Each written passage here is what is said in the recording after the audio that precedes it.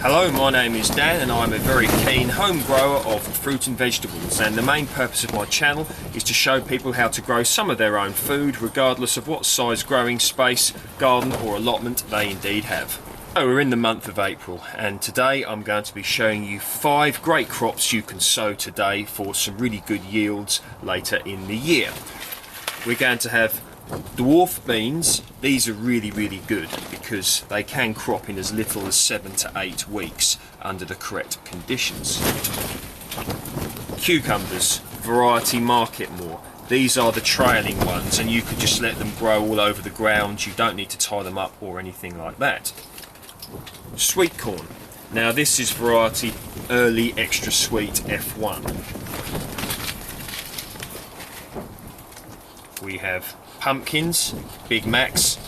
Pumpkins always great fun to grow.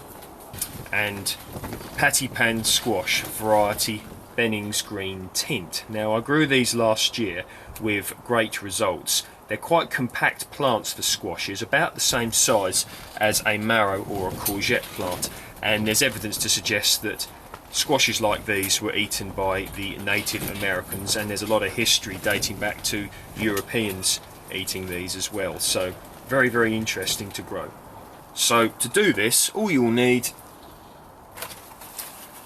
is a few pots. Now I like to use these cell trays because they're quite small and you can grow a lot of seeds in one small space like this. Gives them a bit of space to grow, and then when they're bigger they can be either transplanted out or put into a bigger pot.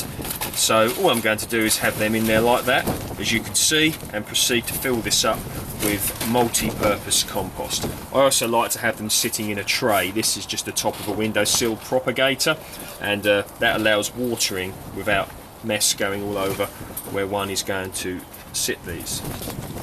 So I'm just going to fill these all up like this with the multi-purpose compost. I'm going to start with these lovely patty pan squash seeds. Now when I sow them, oh the wind's getting up, when I sow them I like to put them that way up, okay? And I'm going to have 6 of those. Okay, so I'm now going to have these dwarf beans. And these are compact bush plants, should get about that high, and just a really lovely thing to grow. Now we're going to have the sweet corn, early extra sweet F1.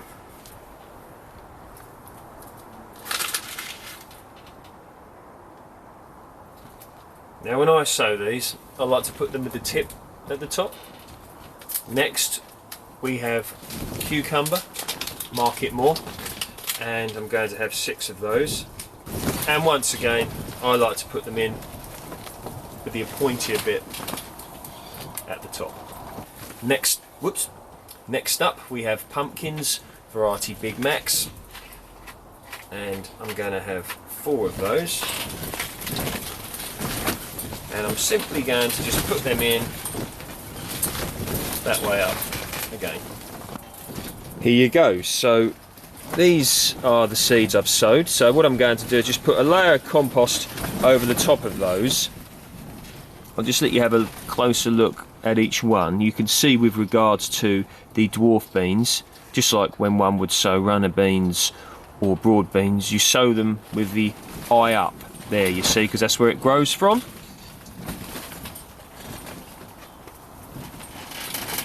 So you can see what I've done here now. I've put a layer of multi-purpose compost over the top, and you can see that I've labelled each one.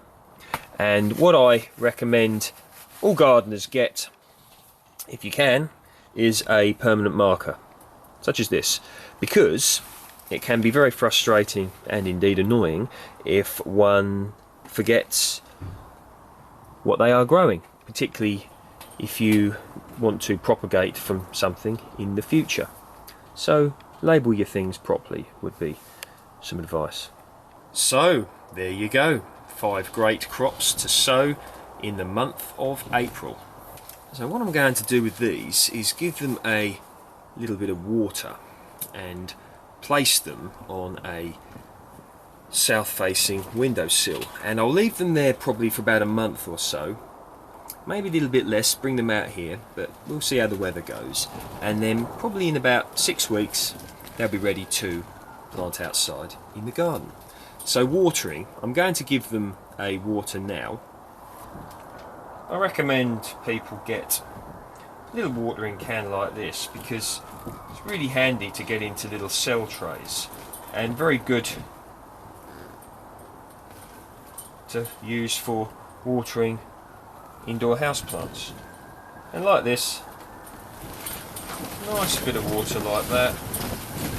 I don't like to shock the plants with water that is too cold, so quite often it's nice to leave the water, you know, in the watering can in the polytunnel for a while, or if you're watering houseplants, let it sit in the house for a while, you know, maybe overnight before you proceed to water.